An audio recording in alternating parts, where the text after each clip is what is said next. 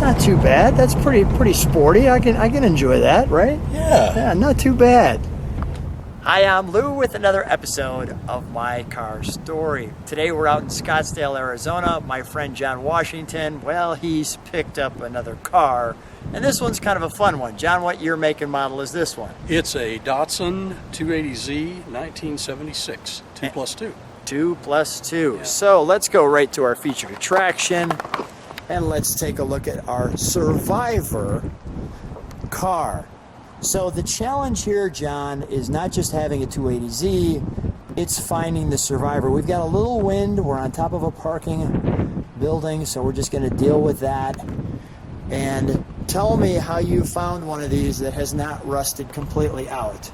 My good friend Ian Stewart over in the LA area has owned this car for a long time. I've admired it for many years, and he called me up recently, and I was out visiting him, and he said that he wanted to sell the car, and I actually traded him some Ferrari parts for it. Nice. All of that stuff that your wife had been telling you is junk on the shelf, you've turned it into a car. That's right. That is awesome. Yeah. You got those Italian pots and pans on your shelf, Ferrari Exactly. parts, and you decided to turn it into a Japanese vehicle. Exactly. So we got the 280Z badge. These are obviously aftermarket wheels here. Tell me what that bar is on the front. That's called an overrider bar, bumper overrider. And that's part of, It was a dealer add-on. got it. So tell me about the hood too. How do you know that it's not an earlier or later model you were sharing with me? They came out with a 280Z in 1976, and the 76 and 77 cars had the same hood as the earlier 240 and 260Z cars. With the 280Z, they had fuel injection. 75 was the first year of fuel injection for these cars, and there were some vapor lock issues early in the first 2 years of production, so they added a couple of vents back in this area on either side to help deal with heat extraction from the engine bay area. Got it. Okay. Let's step back and take one more. We're going to show you how these work too. This is kind of interesting. Let's pop the hood since we're right here. So for those of you who didn't know, by the way, that could be like me, these are functional. Look, there's a little handle. You pull this up, and there's your water. Notice we've got the master vac. Just because of the fact it has all that period correct dirt, I'm not going to touch it. And notice we got a lot of room here. Straight to the exhaust. So you've got one of those little breathers on the front of it. That didn't come like that. That's correct. That's just, go ahead. It had an air filter box that sat in front of the radiator at that point. That's a very common 1970s era Upgrade. on the K&N air filter. So let me just take, this one has air conditioning.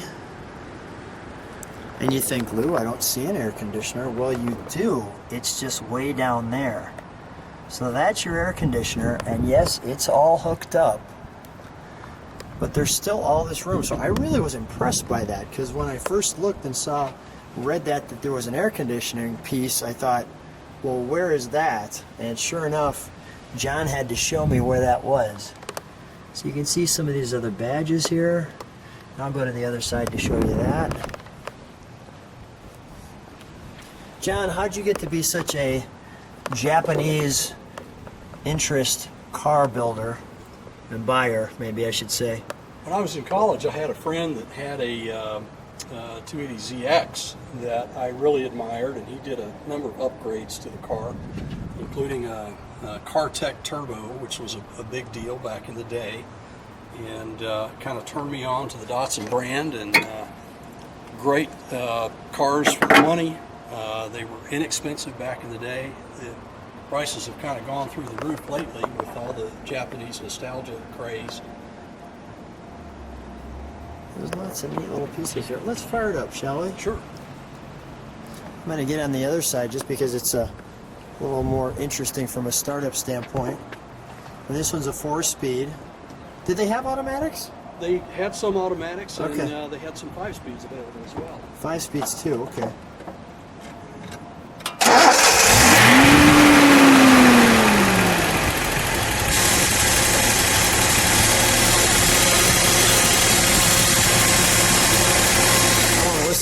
exhaust note there.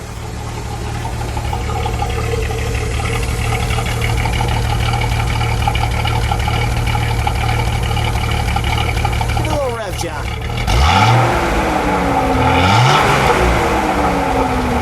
Step on the brakes if you could. Step on the brakes, John. Okay, we gotta approve that.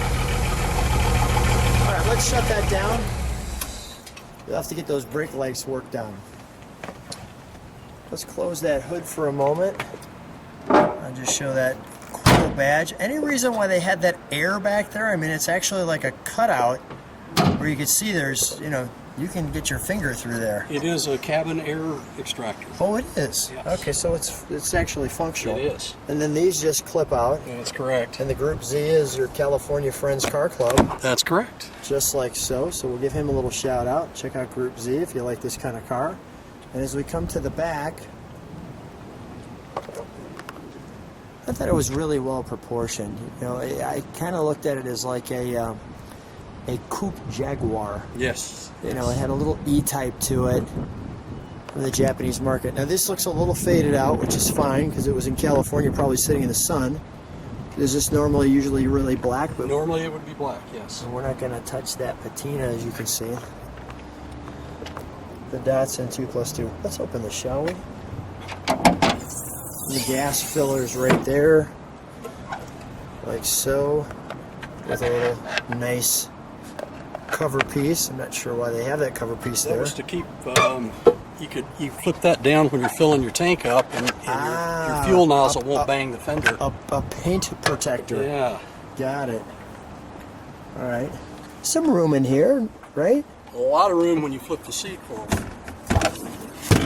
Got it. Okay, there you go.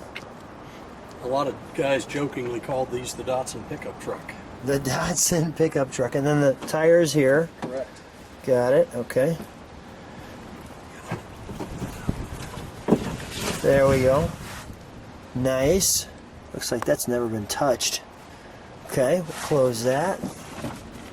You got your, obviously, your towers there, your struts. All right, we'll close that up. May I go inside it, John? Absolutely. Thank you.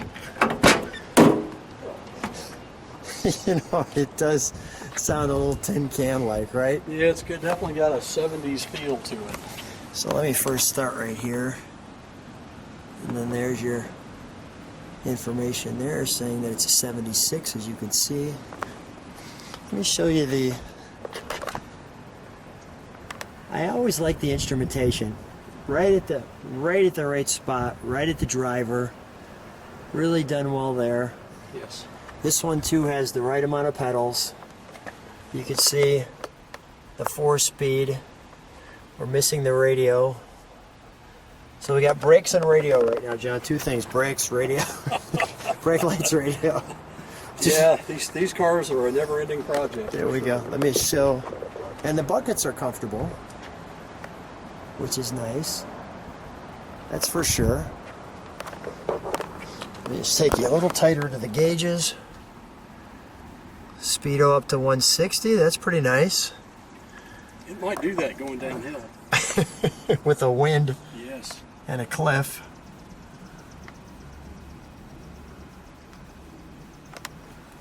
Nice. Your emergency brake. I like how the emergency brake is right there for the passenger. Yes. So if they ever get nervous, they just pull it on you. Seems like something you'd have in a driver's ed class. I was just going to say it's really good for that. I like this car. The color's a minty green. A minty green. I think we take this one for a ride. Sounds good. John and I are riding in the 280Z, the Survivor. First of all, feeling-wise, how's it feel? You know, it's a great car, and especially when you think back to this car being a 1976. It's just amazing how good these cars were back then. And of course, the first Datsun Z cars came into this country in late '69, and it was really a revolution in the sports car world. And I would say... Well, why was it a revolution? What made it that? Well, to the average American at that time, a sports car was typically some little British convertible with a 4-cylinder engine. Okay. And this car had a big 6-cylinder engine, 2,400 cc's in the 240. This particular car has a 2.8 liter engine. Which is why it's 240 and 280Z. That's correct. Got it. Okay. And that makes sense. 4-wheel, fully independent suspension. Okay. Disc brakes in the front of the car. All around, just a really good car for the money. And in addition to, this sort of introduction to Japanese sports cars, the aftermarket parts business really was, in my opinion, largely generated by the Z car.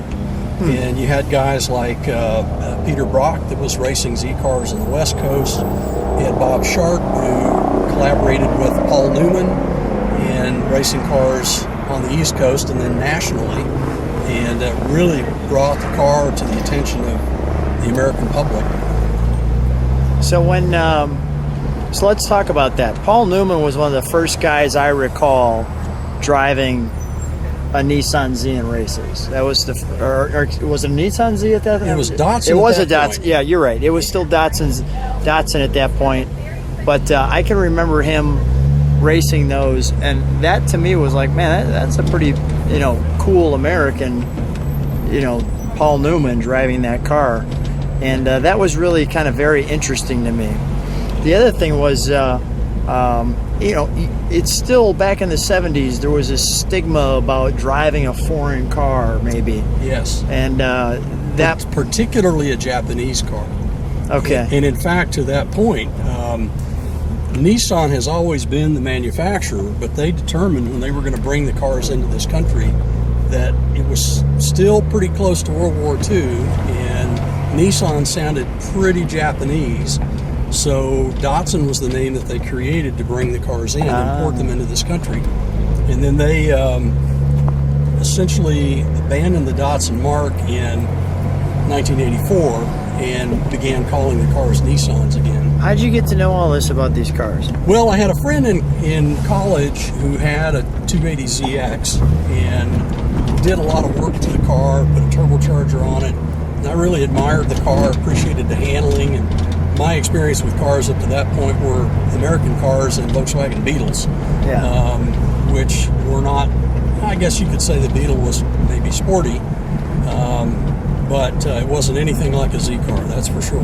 How long have you had this one now? This one I've had for about 6 months, and like a lot of these cars, it's a project, and you're working on it. It'll never be over.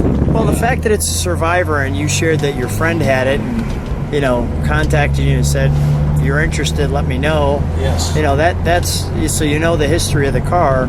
And just to find one of these that's not rusted out. I mean, these things in the 70s in the Midwest were evaporated in like 3 years. I mean, they were just gone.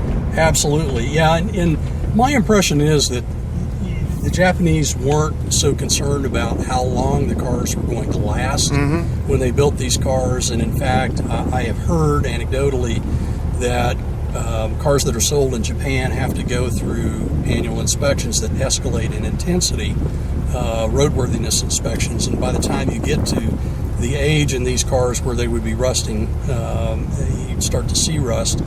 The level, the intensity of the inspection is such that it would be so expensive, you're better off just buying a new car.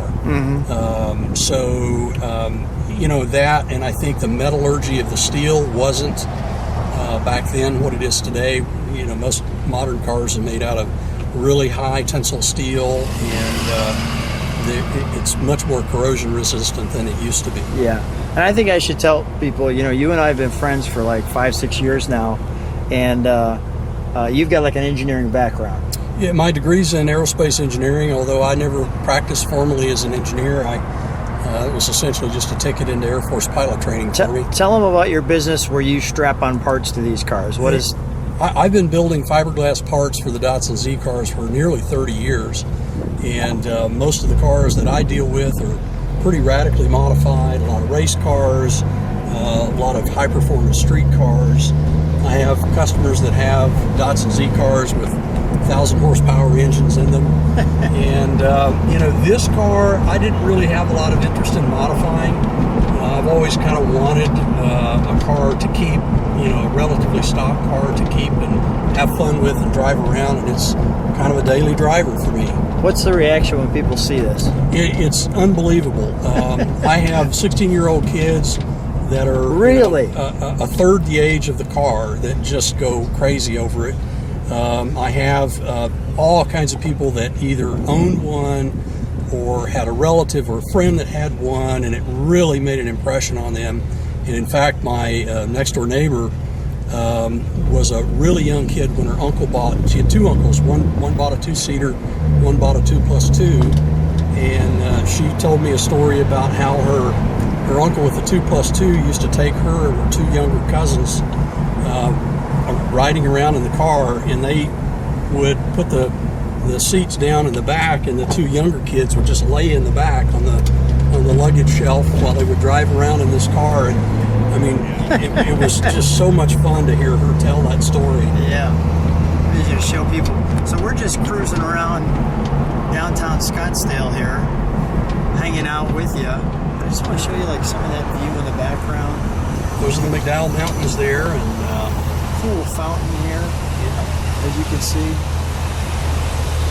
Sometimes people like to see some of the things we're doing, and stuff kind of falls on those things there.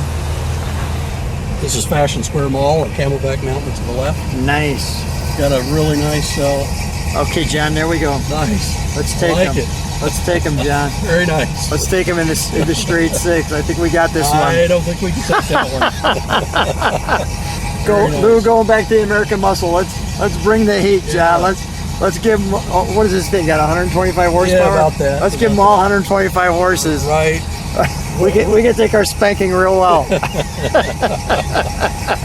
It'll be respectable, but I don't think we can beat it. Yeah, for sure. So, Oh, that's funny. It will be respectable. You're very optimistic. That's great. listen to that. That sounds great.